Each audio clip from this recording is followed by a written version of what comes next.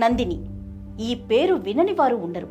50 సంవత్సరాల నుంచి కర్ణాటక ప్రభుత్వం ఈ సంస్థని కర్ణాటక కోఆపరేటివ్ మిల్క్ ఫెడరేషన్ పేరుతో నడుపుతోంది. ఆవు పొదుగు నుంచి నేరుగా మన ఇంటి గడప వరకు వస్తోంది అంటే దాని వెనుక నందిని సంస్థ వాళ్ళు తీసుకున్న వ్యయ ప్రయాసలను, స్వచ్ఛత నాణ్యత కోసం తీసుకుంటున్న జాగ్రత్తలను మీకు చూపిస్తాను రండి.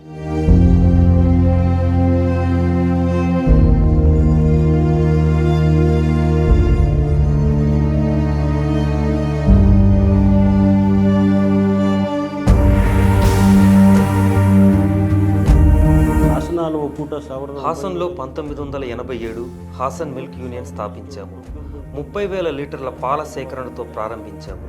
ఇప్పుడు 1720 సంఘాల నుంచి 13 లక్షల లీటర్ల పాలని ప్రతిరోజు సేకరిస్తున్నాము. అంతేకాకుండా కర్ణాటకతో పాటు హైదరాబాద్లో కూడా 1,80,000 లీటర్ల పాలు అమ్మకాలు చేస్తున్నాము.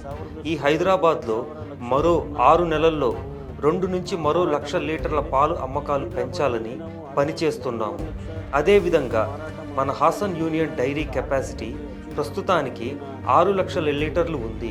కొత్తగా మెగా డైరీ మరో 3 నెలల్లో ప్రారంభించడానికి అన్ని ఏర్పాట్లు చేస్తున్నాము. ఆ డైరీ 10 లక్షల ఎక్స్పాండబుల్తో పాటు 15 లక్షల లీటర్ల కెపాసిటీ ఉంటుంది.